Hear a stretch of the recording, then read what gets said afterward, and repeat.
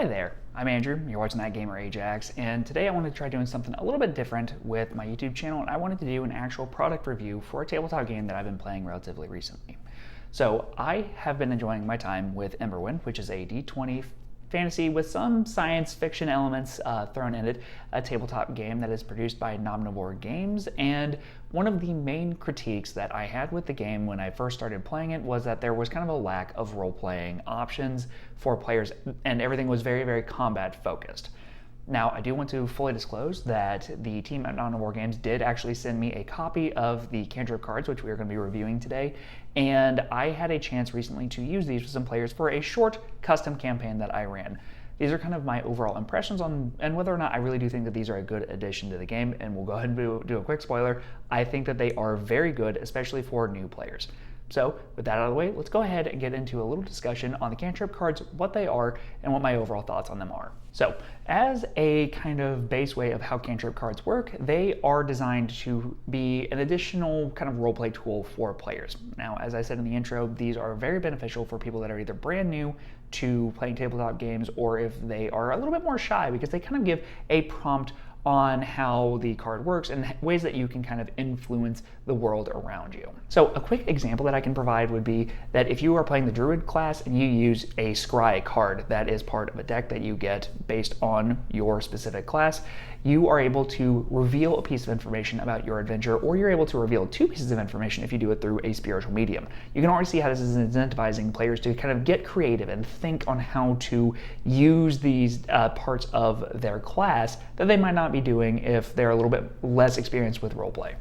The basic way that Cantrip Cards work is that you draw 3 cards from your deck, you have those as an option, and then you can use one of those cards kind of in a social encounter before you get into combat. Very few of them really have combat benefits as it is. However, some of them can lend benefits into the next combat encounter, such as being able to scout out an area or get additional bonuses when you're trying to heal allies, as just a couple of quick examples. With the 3 cards that you have, you play one, and once that is played, it's kind of activated for the encounter. You then take your hand, you shuffle it back into your deck, you shuffle the whole thing up, you draw 3 more cards, and then you kind of rinse and repeat during your encounters. Now, there are a lot of optional rules that are out there with the Cantrip Cards. Personally, I allowed my players to have 5, and then they could just play those if they wanted. There are even rules that you have to act it out, or you can use the entire deck as your hand. However, once you use a card, you're not able to use it again until you go through all of them. Now, as a quick note, Cantrip Cards are only meant to be used in custom campaigns. They don't work with the published modules that are out there between the Skies of Axia and the Songweave Tapestry.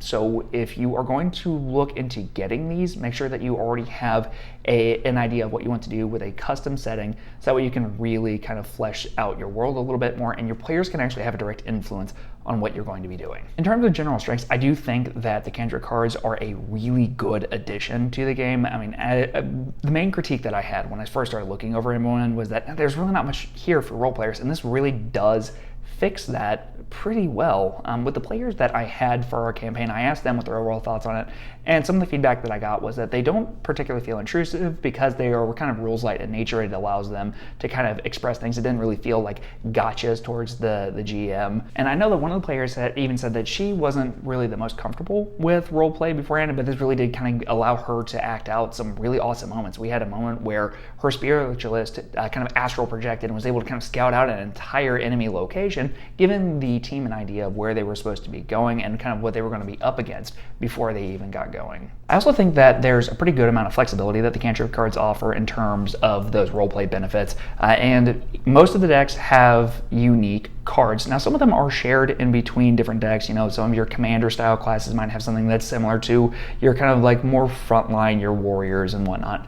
However, there are still plenty of unique options for every single class out there, so it also kind of incentivizes players to try other things out if they want to try new characters, if they want to see what other cards are out there for them. Now, let's go ahead and talk pricing. As I mentioned, these were given to me, and thank you, Nomnivore, for doing that. I really do appreciate it. If you're looking at getting Cantrip Cards, something that I would like to note is that they are $5 for the different class styles. So you have a commander deck, a harbinger deck, and a soldier deck. You can also get them as kind of like a bulk deal, which cuts the cost down to about $13 US currency. Personally, I think that if you get like a PDF of the hero manual and you want to really kind of flesh things out for your players, I think that this would honestly be a really good addition, especially if you have brand new players that might not really know how to get into roleplay, because they do offer a good prompt for what to do. And you can even add in a rule that players have to act out the actions. I think that there are a lot of ways that these do help flesh your experience, and personally I think this would be something that I would recommend